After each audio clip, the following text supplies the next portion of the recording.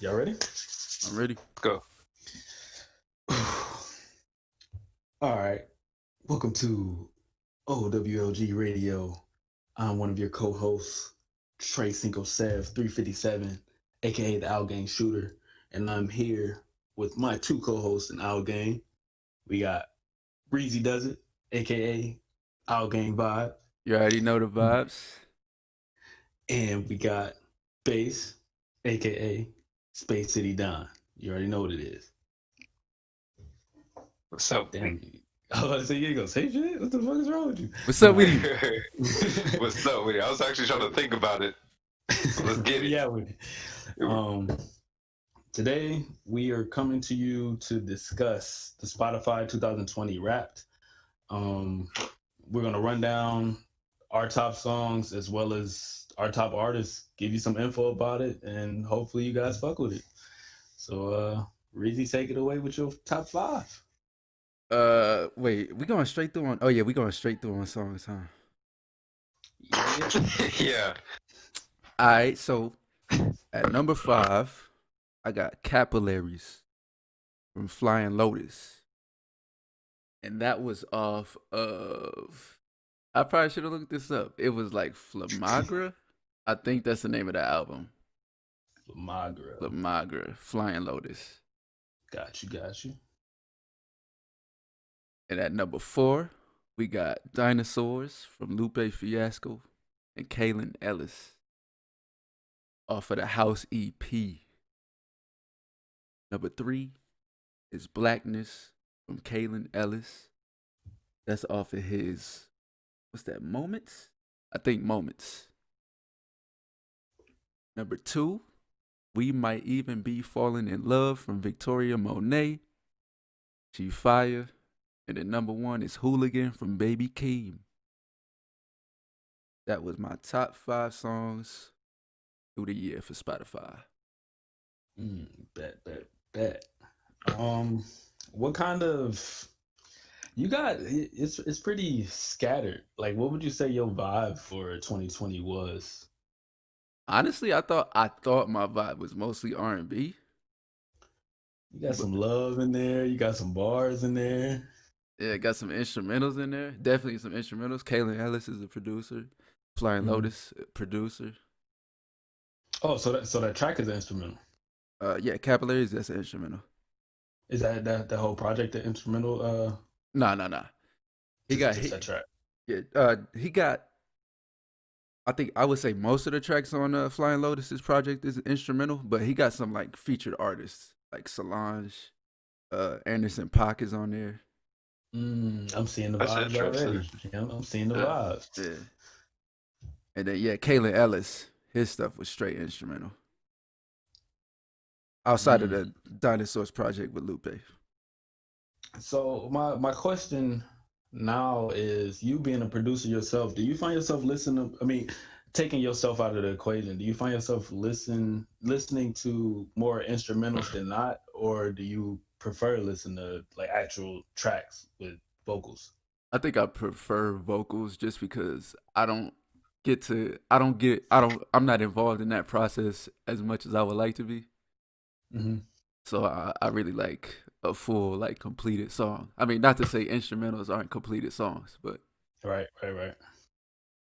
I listen to enough instrumentals for myself. So if you could, a rough percentage, I know it's not going to be exact, but your instrumental listens to actual completed tracks, what would you say it's at? I would probably say 30-70. In favor of tracks? In favor of tracks. Got you. Not bad. Where do you what space do you usually listen to your instrumentals? Like, is it like when you're working, or you're just kind of chilling out? Chilling out. Yeah, most of the time.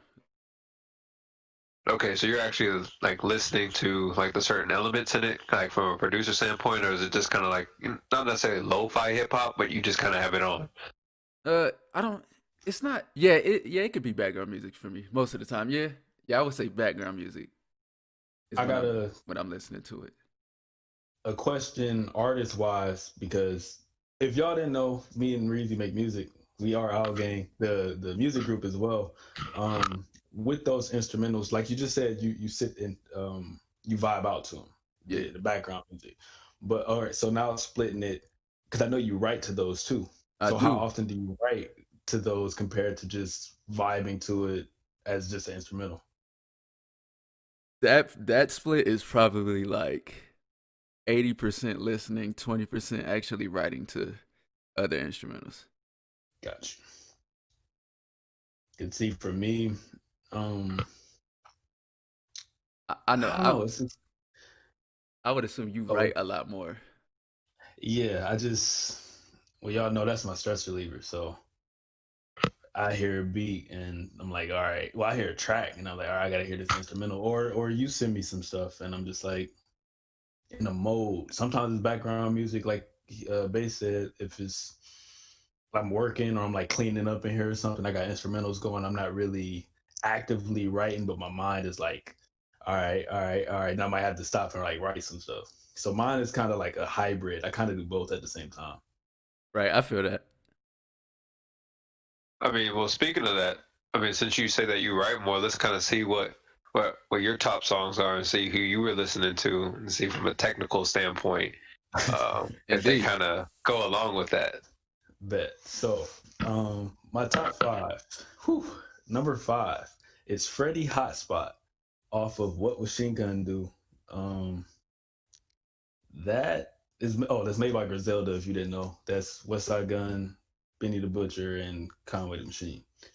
Talented. Um, I was playing that like crazy before I left for the army. And when I got back, it was just one of those things that kind of transitioned me back into like not being super army mode. Like it's like, oh, all right, this is still me type stuff. So I played it Right. like crazy, even to this day. Like I don't know, it just takes me back to when I was actually just a civilian getting ready to leave. Um, Number four, George Bondo off of Pray for Paris. That's West Side Gun CD that came out. I want to say it came out like right before I graduated basic, so I got to it just a tad late. Mm. Again, What was that? it's a August? no. When I graduated basic, that was April, Oh, beginning of April. April. Oh, you said basic. I Uh, was thinking of AIT. yeah, yeah, yeah. That's another track. That's West Side Gun, Conway, and Benny again. Uh, Number three, Allah Sent Me. That's off the same CD, and that's again those three. You kind of seeing the theme. Yep. Uh, A lot of Griselda. oh yeah, for sure. That's my move, bro. Um, Number two is actually the Curveball.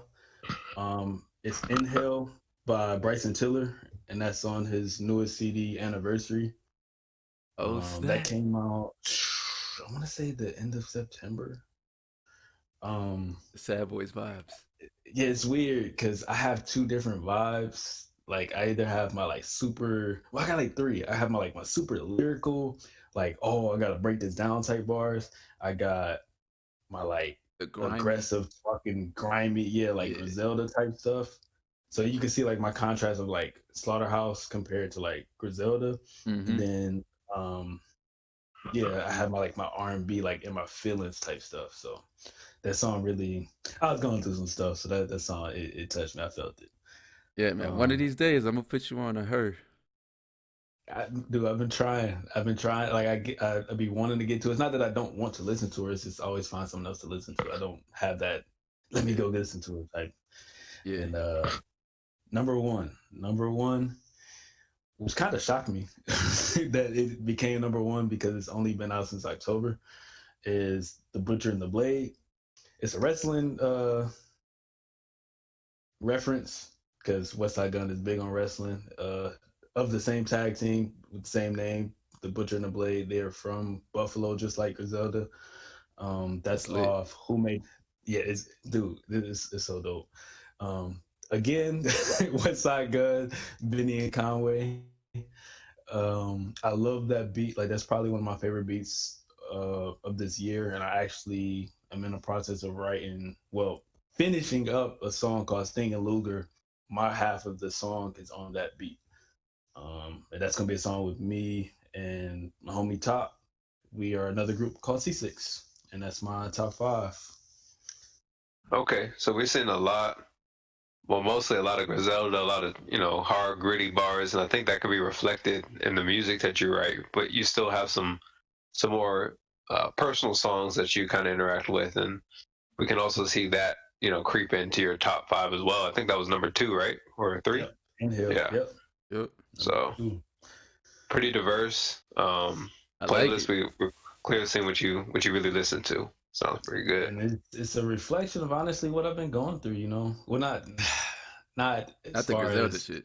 yeah, but like Yeah. not per se what they are talking about, but just my mood and army and tough and it's grimy and gritty and just the darkness aspect of it. Not I don't know. It's just this is what I've been feeling. It gets me hyped when I'm working out or getting ready to do something. It keeps me positive for the most part. Although they be talking some crazy stuff. Definitely, bro. I could see that, attaching not just the lyrics, but the actual feel of the beat, the grittiness of it, really helps you power through those like tough moments. Or if you're out there grinding, through something that goes hand in hand, not necessarily the acts or what they're talking about, but the feel, Yeah. Definitely. That's music is what feelings sound like, bro. And that's what I get from it all the time. Whether it's an instrumental, I tell Reezy a lot. Like some of his beats, like it speaks to me. Like it don't have to have words to it. Like it tells a story with its own. I don't know. It's weird. Like music it Nah, moves me in that's different ways. perfect. Like I be saying, like this music stuff is it's therapy, it's a journal, it's diary, all that. Like Yep, I completely agree. It's that feeling that you get, those that kind of brings out those other senses just through your ears. You'll hear, and especially with certain producers are very good at bringing it up. My first thought is like DJ Dahi, like he definitely likes to bring a lot of atmosphere to his beats, or Ninth Wonder, where you really feel like a certain setting and emotion. So I mean, Griselda definitely has a sound of like that dark grittiness to it, where it just feels tough and gritty and cold. So, but I want to again on Reezy, like Reezy Campsite. He made Campsite. It's a beat that he made when I was away, and I wrote a song with no beat.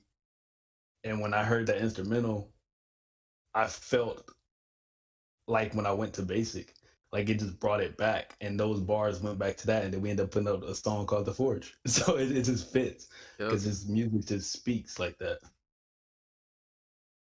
That's true. Forge. And I kind of want to transition and connect to that. I know it's at specific times, like we listen to certain songs, but my number 5 song is Shook Ones Part 2 by Mobb Deep from The Infamous. Hey. And to me, this song is timeless to me. Like this beat, like the sound, it sounds so raw when it comes in. Definitely grew up watching 8 Mile, so I already know the beat, from that time from a sentimental aspect. But instead of me listening to this song based on my mood, I really listen to this song to like get memories back. It kind of puts me in a certain mood instead of my mood dictating it. The song really dictates my mood. This song I just can't get over. Is one of my favorite songs of all time. As you see, it made it into 2020, my top 5 2020 lists. Moving on to number 4 is by Freddie Gibbs and The Alchemist, God is Perfect. Amazing project. If you haven't listened to it, Alfredo is great. Easily top 3 project for me this year that's come out. Nice. Amazing project. But I wanted to get to Freddie Gibbs' flow is just so catchy. I think that really got me into this this song. That's why it kind of stood out. I want to move to number 3, which is an interesting one. Denzel Curry and Kenny Beats Diet, and this is from their project Unlocked. If you haven't seen the video for it, I think it's one of the most creative rollouts to an album. It's all one video, and it's like a cartoon, showing a whole bunch of different cartoons that Denzel Curry kind of grew up, and him and Kenny Beats kind of collabed on. So it's it's a very interesting way to roll out a project. But I love this song, just the jungle drums, the jungle vibe it has to it, like, and of course Denzel Curry comes with that rawness on it. I love It's a Denzel definitely a Curry is great fire. song. I love Denzel. Mm-hmm. I still got to listen to that project too. I was sleeping. Man, you're missing out, and it's only 20 minutes. It's a short project, Right. I but should have been listening to it. just for the video alone, because it's like watching like a cartoon. You just watch through it. Right. That's I highly recommend that, and I was definitely playing that heavy when it came out earlier this year. Moving on to number 2 is by 21 Savage and Metro Boomin, Glock in My Lap. Now, trap music, like bass. I mean, my name is Bass, so I just love a lot of heavy bass. And this song's got a lot of heavy bass. I've always liked Metro Boomin's production with the 808s. Just something about it.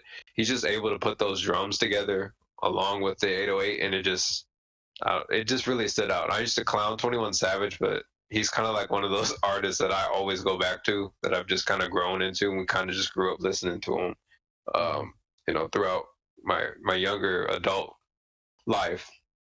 So that's why he popped up with Savage Mode 2, and I was kind of surprised by this and listened to it quite heavily, over the last month. And then moving on to my number 1 is Me Okay by Young Jeezy. And I want to tell you, this song really came out of nowhere, because I used to listen to Young Jeezy, but not really. But for some reason, this song came on at the beginning of the year, and I was like, wait, hold up. Like, why am I not listening to Young Jeezy heavier? And this is from his Seen It All album. Great album. Jeezy had a great 3-album stretch with the Recession, Thug Motivation 101, and then he had Seen It All. They come out shortly after that. But this song, I don't know, it just gives me inspiration. It's gritty. It's just great. It put it all together, and I was just blasting this all year, no matter what the situation working out, just vibing. Like, I just always had it put me in a good mood. So that kind of rounds out my top 5 songs of the year. Yeah, I like that. Hooligan was probably that for me. Like, I could play that whenever, wherever. Baby King made something special with that, so that was number 1 for a reason. It was kind of a nice consolation for him skipping out on the the whole OWLG. Oh yeah, I heard about that. Like, he had like a pre-cipher video though, right?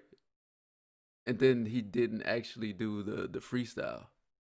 No, he didn't do anything. He kind of just popped out with this song after XXL. All the freestyles are over, and he just released the 2 songs. Hooligan. I forgot the other one. Yeah. Tons of Critics or something. I forgot. Let me look that up. Y'all make me feel bad, because both of y'all list was more diverse than mine. But I was like, yeah, and again, it's Griselda. Yeah, it's again. No, but that's dope. Let's move on to our top artists for 2020. Top artists. My third one, number 3, is King Crooked, formerly known as Crooked Eye. He's a member of Slaughterhouse. Special place in my heart, because Slaughterhouse, if y'all didn't know, is one of my favorite groups of all time. So I'm not surprised that his he popped up number 3. I'm just shocked that I didn't get any of his music on my top 5 songs. So it's kind of weird, but I'm not mad at it. It's Number a little 2, it's crazy. Number 2, again, another Slaughterhouse member, Royce the 5'9". I can say without a doubt, I probably played the Allegory. That came out while I was in basic training, but when I got back, between West Side Gun's Pray for Paris and the Allegory, like, I was bouncing back and forth with them for like the next 2 months when I got out of basic, because it reminded me of home. It was my gateway. Like, you know what? I can shut the world off. Like, I know I'm in the Army, but let me just be me for a while. Right. And number 1, no surprise, is West Side Gun. I probably, on the daily, like, I won't lie to y'all, if I listen to 10 songs and only 10 songs only, 9 of them will probably be one of his or featuring him. He just paints vivid pictures in a way that I wouldn't. I'm more in my feelings and talk about my past. Da da da da. He's more like grimy, and it's like I'm a fan of it because it's something that I can't really do. So I listen, and I'm a student of the game, so I just try to, like I do with Slaughterhouse, I do with Griselda. I just try to break down stuff and see what I can do to add to my craft. I could And then definitely relate to that, considering who I and listen to. exactly, and it's just a reflection of me. I can relate to some of the stuff that he talks about, not all, and the same thing with Slaughterhouse. So it moves me, it gets me hyped sometimes, or it just gets me away from the army life for a little bit. But I got one question about, West Side. I just want to Mhm. bring up. But do you feel that West Side Gun has this like kind of like avant-garde kind of style to his music? Because to me, it's like it's it has these traits of like hard and gritty, but at the same time, it's like it's kind of eccentric and and Yeah, exploratory. Like it's not for everybody's taste, but I don't exactly. know when if you really like it, like you really like it. Yeah. So although all right, his stuff is really gritty. I'm a big wrestling fan, and a lot of his music is it either has wrestling bars or a wrestling title. Which is Um, very like out there, because not a lot of people do that. So exactly, there's and the it makes it avant-garde right there. yep, and it makes it like because I mean it's not really cool nowadays to watch wrestling. You know what I'm saying? Oh, definitely. And for someone to be as gangster as him to like be referencing wrestling bars and wrestling matches and stuff like every dies he usually like makes a rest in peace whatever the wrestler name is track the day of their like passing. That was the thing that he was doing. But he got to grow on you. His voice is annoying to some people, like my sister can't stand it. And Griselda as a whole, like I have my moments. If you want to listen to like bars and like grimy stuff, listen to Benny. If you want to listen to just strictly just talking trash and grimy stuff, listen to Conway. Like he got bars too.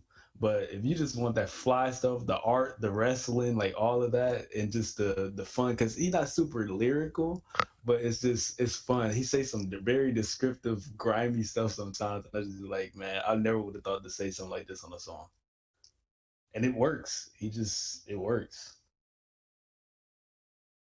That's what's up. That's my dude. No, I agree with that, man. West Side is a truly unique voice, especially in today's times where I know some artists that you hear kind of blur the lines, but he's very unique. You'll definitely know who West Side Gun is by the end of the year. Boom, boom, boom, boom, boom. Oh, his ad libs. Oh There's the yeah. ad libs. The ad libs. The do do do do do do do do. All of that. Boom, boom, Hey boom, yo. boom. Oh, and another thing, if y'all never listen to him, you always hear the boom boom boom boom or the hey yo. He says Hey hey yo yo. before every verse. That's how you know Every somebody verse. about to go off. If they say "Hey yo," it's a wrap. Well, if y'all didn't know, him and his brother Conway, they together they make Hall and Nash, and that's a wrestling group. So he thinks he's Scott Hall, and Scott Hall always says "Hey yo," so that's why he starts every verse like that. This is a Yeah, fun fact if y'all didn't know. that's dope. Hey yo. So, Reezy, what were your top three artists for the Wait, he year? he didn't go through all three, did he? Yeah, I did. Yeah, What he did I was went through. He 21. finished. Really? What's that was his Yeah, top one? Yeah. Oh, you did. Damn, my fault. you good? You good? So number three, Chicago held me down this year. Number three, Lupe Fiasco, the Wizard. No surprise. Lupe No the Killer. surprise. I'm actually surprised. I'm surprised at his placement, but I'm thinking it's because I listened to him in spurts this year. Got you. So yeah, Lupe Fiasco. Of course, he dropped the House EP with Kalen Ellis earlier this year. Made a song about dinosaurs, which was a metaphor for old rap niggas, I guess, in a way, or however he said it. Just a metaphor for, yeah, like people not before your time, not being before your time. Just ancient stuff in general. And he kind Mm-hmm. of dinosaurs was the metaphor for old people. And I like how I don't know. how he thought of it, but I just like how he like structured that. Like Lupe is always one of those dudes that it's just like, how do you come up with this?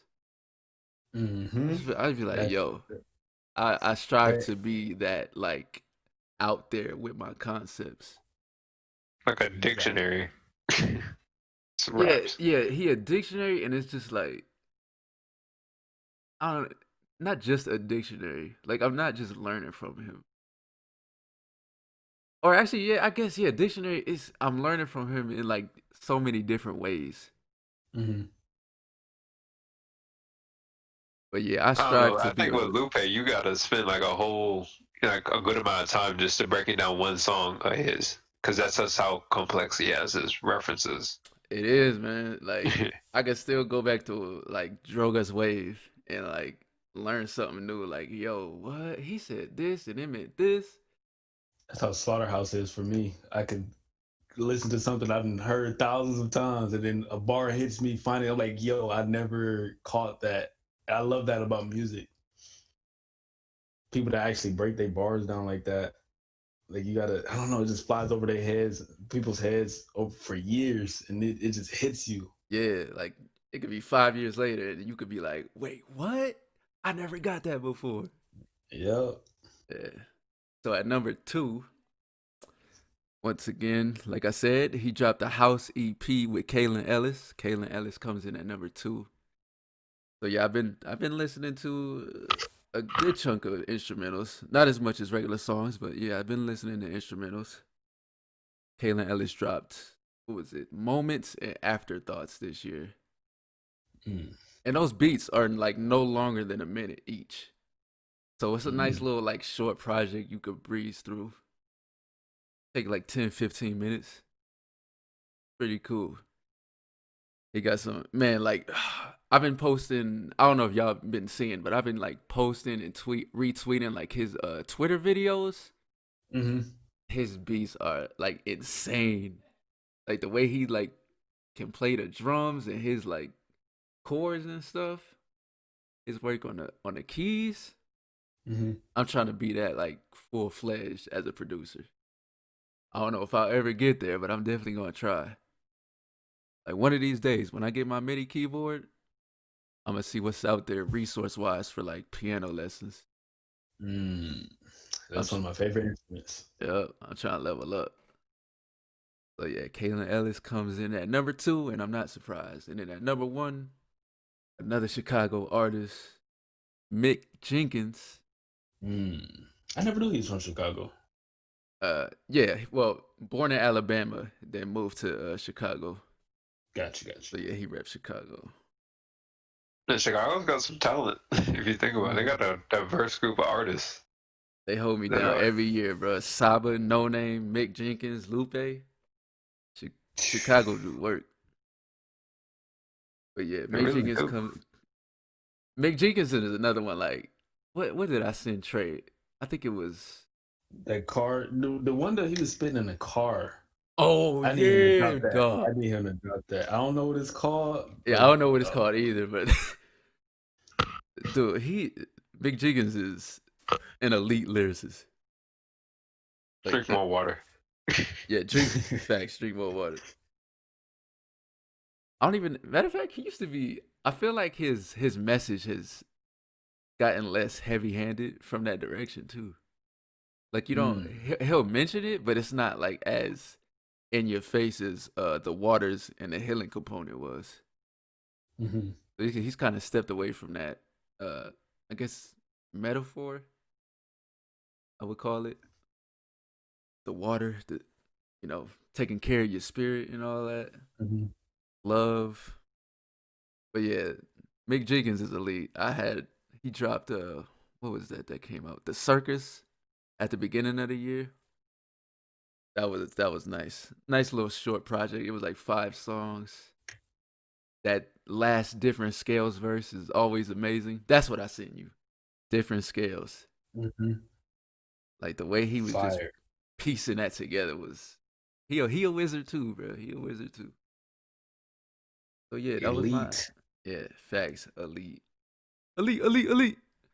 Yeah, that's my three top Rest in artists. peace, Elite, man. Man, he's still in the trunk, bro. Oh Shout out man, to the league, man. shout out. All right, Base, what you working with? So at number three, my number three artist, to no surprise, is Freddie Gibbs. Um, I've recently I started last year listening to really Freddie Gibbs last year with Pinata with Currency and Alchemist, and now this year he drops Alfredo, and I was blasting his collaboration with Madlib. Like Freddie Gibbs is really just blown up on my radar, and I can't get enough of Freddie Gibbs. All his work that he does is fantastic. You pair it with Alchemist, that's just to me, it's just perfection at that point in time. So that's really what I was listening to. A lot of Freddie Gibbs, a lot of Alfredo. Number two is Future. And Snap. that might be surprising, but Future has literally been on my list, I think, every year since like 2016. And I've just grown accustomed to him ever since that 2014, 2015 year run that he had, or he kind of transformed the new wave trap where you get this lyrical component of using your voice as well as part of an instrument, because the way he kind of just flows on beats, as well as having some outstanding beat production with Zaytoven and works with Metro Boomin. Just have amazing production as well on his tracks. So Future, to no surprise, a lot of his stuff I just keep blasting. More of his old stuff, like I haven't really been listening to his newer stuff, but his stuff always just rolls into rotation for me. Usually just vibing out or listening, driving or doing that, whatever. It's always on. And lastly, my number one is Alchemist.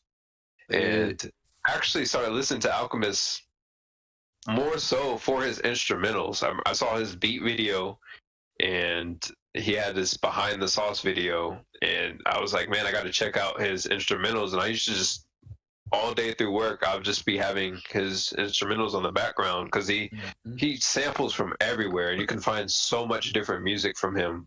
But just like his work ethic and his ability to just sample from, you get an Israeli sample, so a sample from like Estonia, to another sample that you might get from, the Marvin Gaye or the Bee Gees or something. He'll just pull a sample out of anywhere, right, and have it up there. So I really started listening to his sample, really like his production work, and then started, pursuing his artists. And he's done a lot of collabs this year. He did one with Conway, another great project. Boldy James, another great artist project. Like Alchemist has been killing it this year, so no surprise he's number one on my list because of that. So he been working. So a collab with one of my favorite artists and one of yours being Freddie Gibbs. What do you think of the track on Alfredo, Frank Lucas?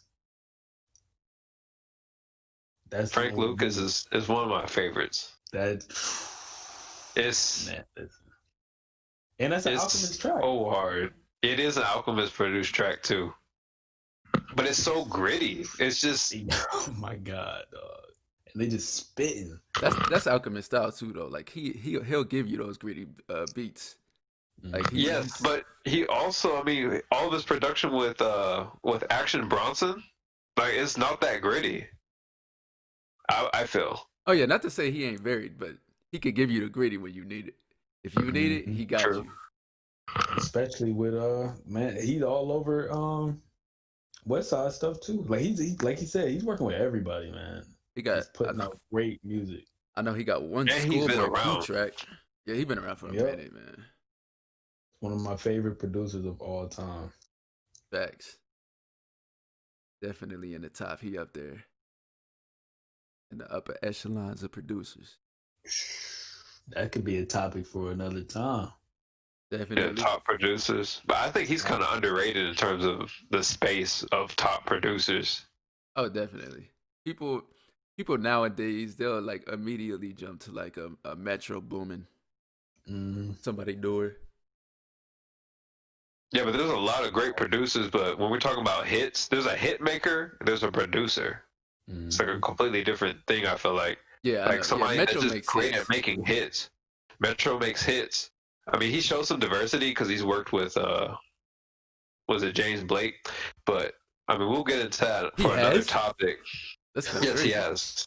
Yeah, That's crazy. I mean, he's pretty diverse. I mean, as I mean, most people think as a trap producer, but he's worked with James Blake and I think he worked on the Kanye album, which showed some of his diversity as well in terms of his production.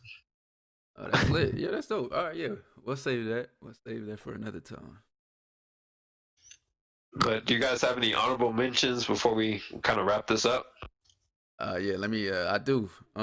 Number 4, another Chicago artist, Brandon Deshay. He actually, man, he might have. I don't know what happened to him this year, but I was listening to him heavy, just his older stuff. But I think he like disappeared. He like off the map. He ain't made any new music since last year, which is kind of unfortunate because he's one of my favorite like rapper producers to listen to. But I've been bumping his beat tapes throughout the not just this year but last year too. Dope producer. At number 5, I got Victoria Monet. That's my girl. Her Jaguar album is definitely one of my favorite albums in general this year, and that might be the only R&B project I listen to, like as a whole. So yeah, Okay. Brandon Deshay and Victoria Monet are my 4 and 5s. Mine, Sure, which 4 and 5. 5 again, no surprise. Conway. I mean, I can't Right. I can't keep talking about Griselda, man. But no, I be in my moods, man, and he be speaking, he be talking that stuff. And number 4 was Bryson Tiller. Like I said, Let's go. if I'm not in that grimy mood or I'm not in my lyrical stuff, I really be in my feelings. If it's not black, My sad it's boys. probably, you know it. If it's not black, it's more than likely Bryson Tiller. I feel it. All right. My last 2 are Boldy James, to no surprise. Dude has blown up over this course of this year, and working with Alchemist. And my number 4 was actually Mike Dean. So I love producers. I love great production. So I've been just blasting a lot of Mike Dean. That's what's up. So with that, Trey, you want to go ahead and Reezy close us out? Well, I mean, this was me, Bass, and Reezy's top songs, top artists for 2020 on Spotify, the Spotify Rap. Hopefully next year we can do this again and get a few more people in here and we can hear what y'all been listening to. Yeah, definitely. I want to, get other opinions outside of us. Definitely. Hopefully my next year is not strictly, Griselda, but like I've been gone most of the year. So it's kind of all I've really been listening to. I listen to more stuff than just that. I don't want y'all to think I'm very aggressive like that, but it's just, that's what I was feeling. It kind of is. But yeah. So this has been the Owl Gang Shooter, Trey Cinco Sev. Owl Gang Vibes. Yep. And Owl Gang Bass, which is really Space City Dawn. You already know what it is. It's Owl Gang. And we out. We out. Oh. And we out. Owl Gang.